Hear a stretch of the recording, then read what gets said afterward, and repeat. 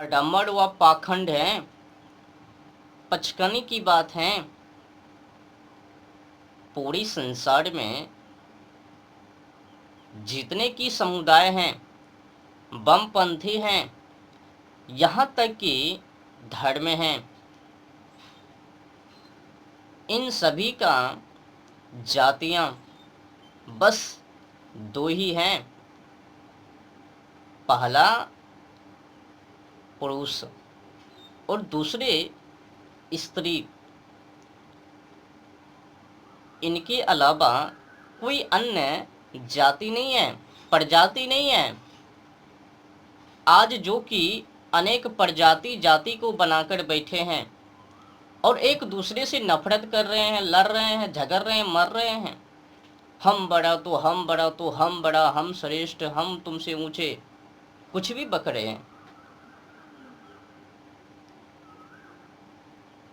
जो भी लोग एक दूसरे से नफरत कर रहे हैं ना, मैं उनको बता देने के लिए चाहता हूँ, और हाँ, कान खोलकर सुन लेना। संसार में बस दो ही जाति हैं, पहला पुरुष और दूसरे स्त्री। इनके अलावा कोई अन्य जाति नहीं है।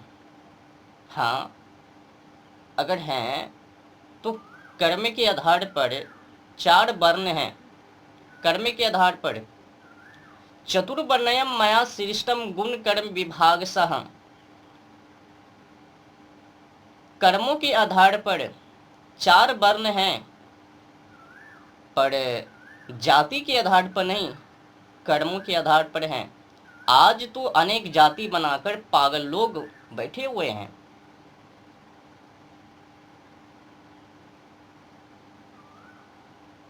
जाति अनेक नहीं है, जाति बस दो ही है, स्त्री पुरुष। अगर हैं अनेक जाति तो फिर प्रमाणित करके दिखाओ।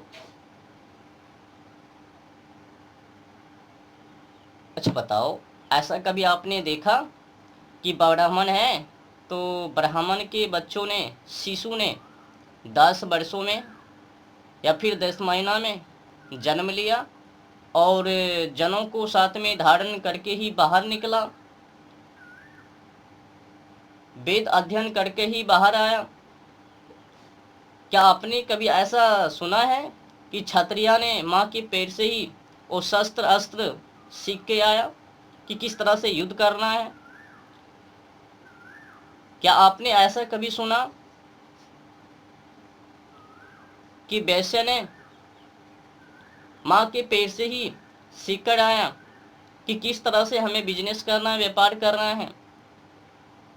क्या आपने ऐसा कभी सुना कि शूद्र ने माँ के पेट से ही देखभाल करने की वो कला सीख कर बाहर निकला?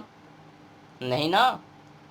सीखा तो आखिर माँ के पेट से जब निकला, बड़ा हुआ, तभी ना, जब उनको सिखाया गया बेटा ये करो वो करो वो करो, उनको अध्ययन करो। ऐसा तो नहीं ना कि माँ के पेट से ही वो सब बुद्धिमान, तेजस्वी, पराक्रमी, विद्वान। मुसलमान को भी देख लो, बेचारे शिशु, उनका खतना। ईसाई में भी देख लो, वो भी खतना करवा रहे हैं बाल बच्चों। सब पाखंड है। अच्छा बताओ, अगर खतना ही कराने का होता तो यीशु ऊपर से ही खतना कराकर भेज देता, यहोवा प्रभु। अगर खतना कराने का ही होता तो अल्लाह ताला माँ के पेट से ही वो खतना करके भेज देता बाहर।